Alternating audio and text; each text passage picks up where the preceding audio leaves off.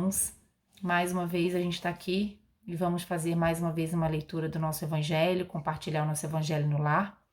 E a gente pede que a gente separe aquele recipiente com água, tanto para nós, um recipiente, para a gente poder dividir com os nossos irmãos que estão conosco nas nossas casas, quanto aquele recipiente menor para os nossos animais, para quem tem animais domésticos. Vamos começar lendo uma mensagem do Minutos de Sabedoria, para abrir essa noite. Não se queixe contra a vida. Se está sofrendo, lembre-se de que ninguém passa por essa terra isento de dores, da mesma forma que um aluno não pode fazer o seu curso sem submeter-se aos exames de fim de ano. Prove que está preparado, suportando com paciência e resignação os exames a que é submetido. Tudo que nos acontece tem sua razão de ser, e dos males surge sempre um bem.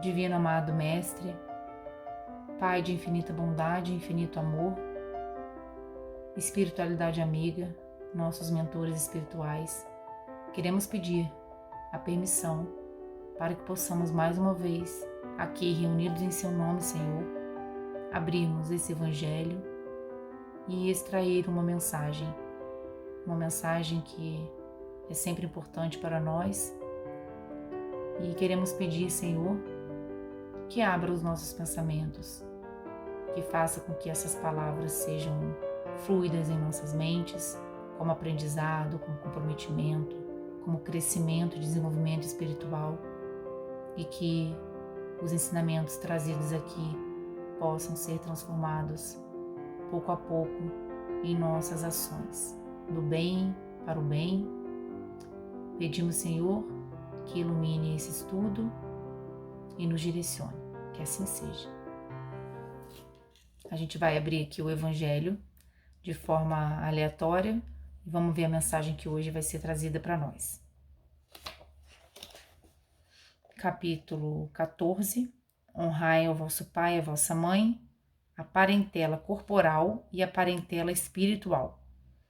Os laços do sangue não criam forçosamente os liames entre os espíritos. O corpo procede do corpo, mas o espírito não procede do espírito, porquanto o espírito já existia antes da formação do corpo. Não é o pai quem cria o espírito do seu filho. Ele mais não faz do que lhe fornecer o invólucro corpóreo, cumprindo-lhe, no entanto, auxiliar o desenvolvimento intelectual e moral do seu filho para fazê-lo progredir. Os que encarnam numa família, sobretudo como parentes próximos, são, as mais das vezes, espíritos simpáticos, ligados por anteriores relações, que se expressam por uma afeição recíproca na vida terrena. Mas também pode acontecer sejam completamente estranhos uns aos outros esses espíritos afastados entre si por antipatias igualmente anteriores, que se traduzem na Terra por um mútuo antagonismo que aí lhes serve de provação. Não são os da consanguinidade os verdadeiros laços de família, e sim os da simpatia e da comunhão de ideias aos quais prendem os espíritos antes, durante e depois de suas encarnações. Seguem-se dois seres nascidos de pais diferentes podem ser mais irmãos pelo espírito do que se o fossem pelo sangue. Podem, então, atrair-se e buscar-se sentir prazer quando juntos, ao passo que dois irmãos consanguíneos podem repelir-se, conforme se observa todos os dias, problema moral que só o espiritismo podia resolver pela pluralidade das existências. Há, pois, duas espécies de famílias: as famílias pelos laços espirituais e as famílias pelos laços corporais.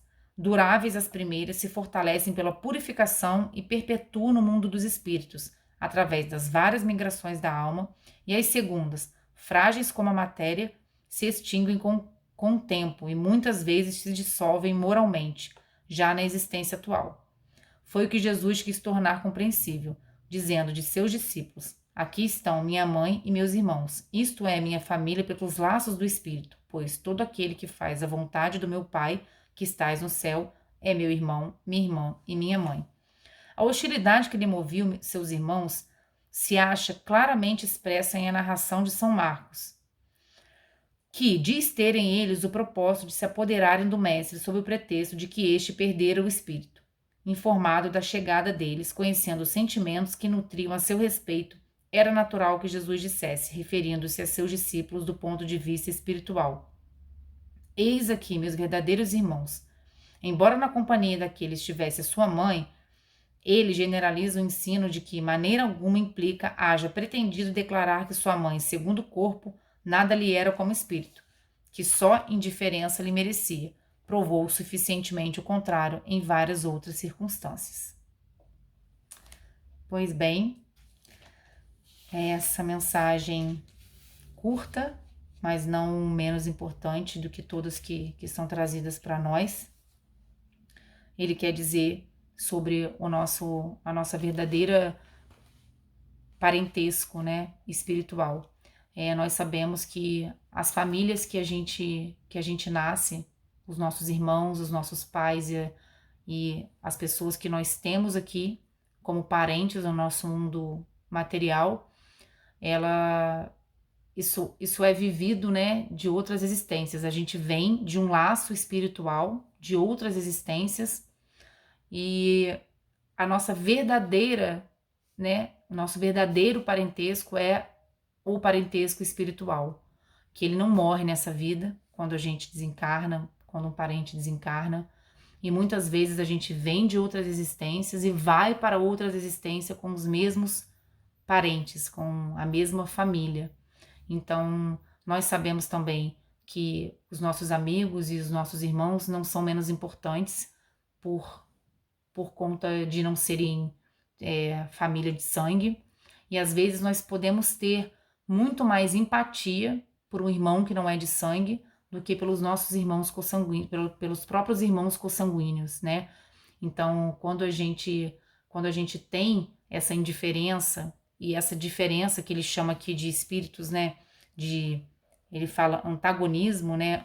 Antipatia de espírito, é aí onde está a nossa verdadeira provação. Porque nós viemos como família consanguínea e se os espíritos não batem, é preciso que seja trabalhado e desenvolvido, porque é a nossa família espiritual. E o mais importante é quando ele fala aqui que Jesus diz aqui aos seus discípulos, né? Eis aqui meus verdadeiros irmãos. E ele, diante de toda a multidão, quando lhe avisam que os seus pais, né, sua mãe e seus irmãos estão lá fora, ele quer dizer, aqui estão os meus irmãos, aqui está a minha mãe. Por quê?